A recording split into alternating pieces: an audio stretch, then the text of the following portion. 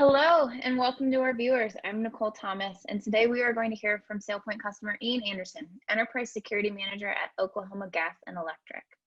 OG&E is an integrated electric utility company that serves customers across Oklahoma and parts of Arkansas. Ian, thank you for joining us today. Hey, thanks.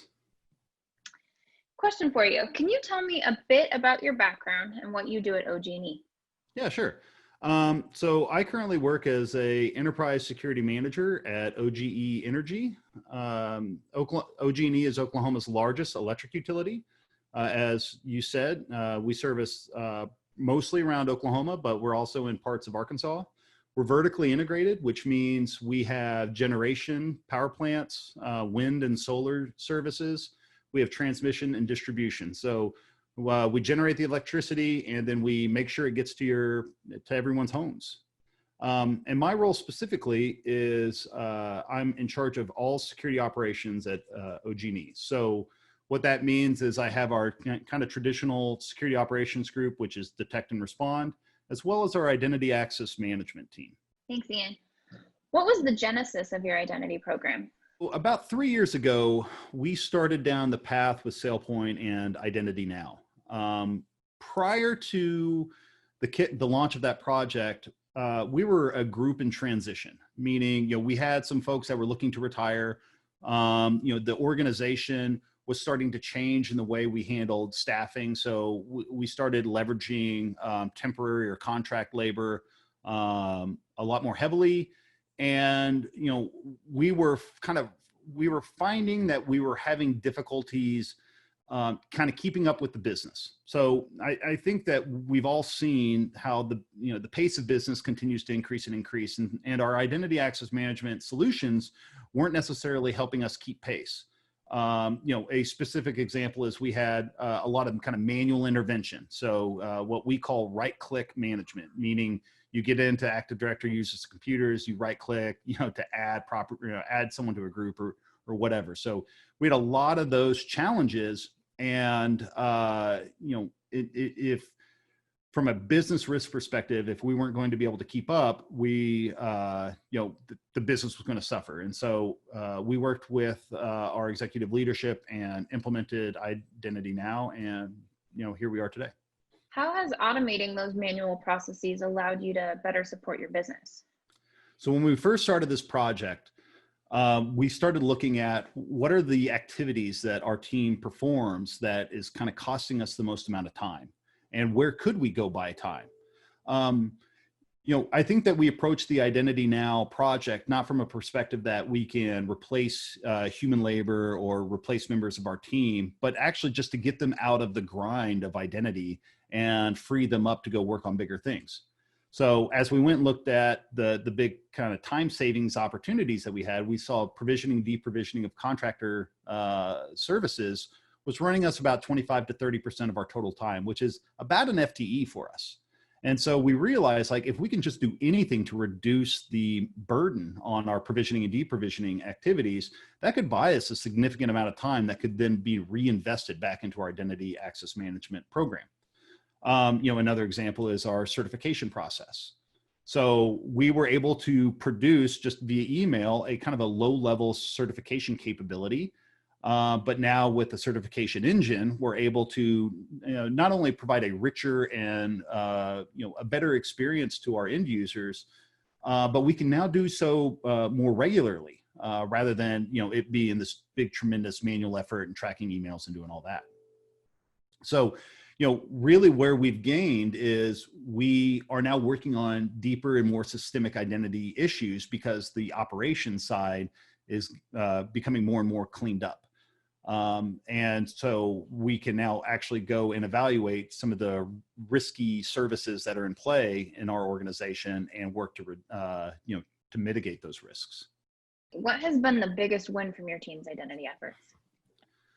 So, as I said previously, there was a lot of manual intervention, which means that a lot of our identity access management services was spread across multiple tools and applications. So, we had multiple authoritative sources. We had multiple systems that we had to go manually track, all these different, tools and capabilities. And so by, kind of unifying under a singular platform that does the certifications and the access requests and the provisioning, and, the password management, all the things that Identity Now offers. What we've really been able to do is, one, provide that kind of consistent single platform, which has helped us communicate conceptually ideas around identity. So we've been able to kind of normalize what a role means, what an access profile means, what an entitlement means across all of our different tools. And by just kind of repairing the language of identity within our organization, we now have empowered our business leaders to start speaking in the language of identity. So they are now coming to us and saying, hey, I've got this new role that I'm standing up, or we have a new application, can we add some access profiles and get that into the request center? And if, what that translation ability has done is that's improved and empowered my teams to speak and partner with all the different business units. I think in the end, what we really want to do at OG&E regarding identity is we want to forge that bridge and create that partnership with the actual folks that understand the risk of access to these systems. As a security team, really, we're here to make sure that people have the right amount of access based upon business decisions. And if you're not actively involving the business in, the setup and the management of access, then you're really missing out on an opportunity to forge that ongoing powerful partnership. Absolutely. So you've been using SailPoint for 3 years. What's next? Yeah. So, what is next? So I would say probably the first thing that we're going to just continue to do is grow our Identity Now implementation. Identity it's a journey. It's not a race. And I think what I mean by that is there is no finish line, because, identity is really there to provide continuous support to the business for business operations. And so, continuing to flesh out, get more integrations, more connections, more sources, get those things in, kind of just fully round out our entire deployment. It's just something that we're constantly going to be working on. Major initiatives, though, I think we're going to really focus on RBAC, so role-based access control. Some things that we've learned just in the past year and a half is, RBAC is really hard, especially if you're coming from a model after or a kind of ad hoc access management scheme. And, I'm guessing we're probably not alone in some of those problems. So, we started doing things like role redesigns of individual applications, and wow, that is insanely difficult to do just within one application. And like when you start doing it in, big systems like ERPs, enterprise resource planning solutions like Oracle or SAP, like it just becomes this monster lift. And so then we have to expand it out beyond just the singular application. Because, myself, I have SAP needs, I have Oracle needs, I have Active Directory needs. And so how do you balance all that across? And so we're looking at tools that will help us identify roles by doing some kind of role mining techniques.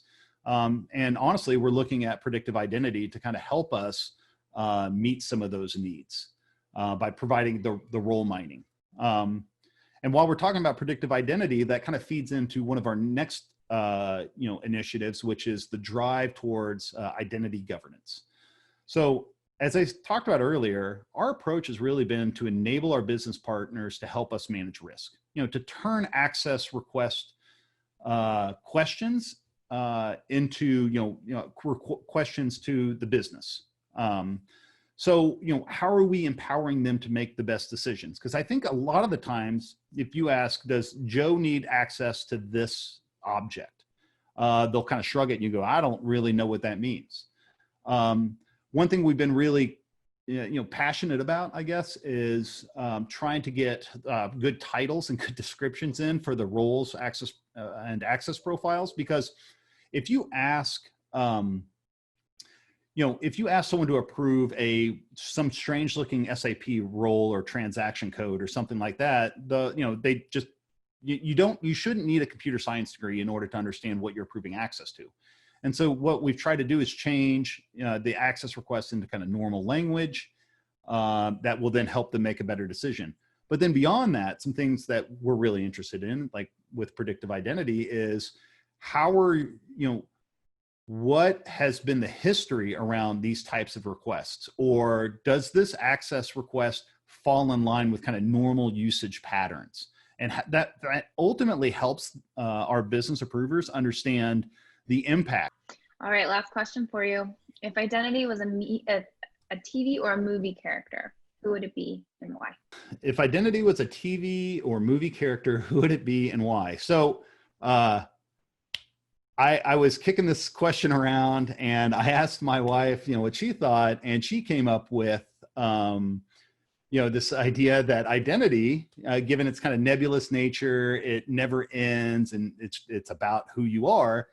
She connected it to Scott Bakula in Quantum Leap. And so I know I'm kind of going way back here. Not everyone's going to get the Quantum Leap reference, but if you haven't seen Quantum Leap before, it's about a guy who effectively travels through time and kind of lands into the bodies of other people.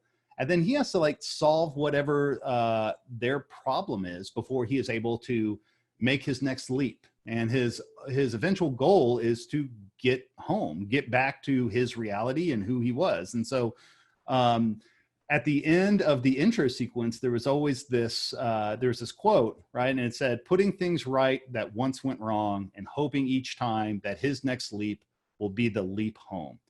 And I think as an identity professional, I really identify with this conceptually because identity never ends. We are always leaping from one identity challenge to the next, but we still strive for that kind of completion where we're done, where we've managed it, where there's no more work to be done. So, and also just the idea that he jumps into other people's bodies and has to solve problems. It's like, man, that is such an identity access management thing. It's not even funny. So, yeah, that's what we came up with. Fantastic answer. Thank you, Ian. It's been a pleasure talking to you and learning more about Oklahoma Gas and Electric's identity journey. We're excited to see what you accomplish next. Yeah, our pleasure. Stay safe, everyone. Appreciate it.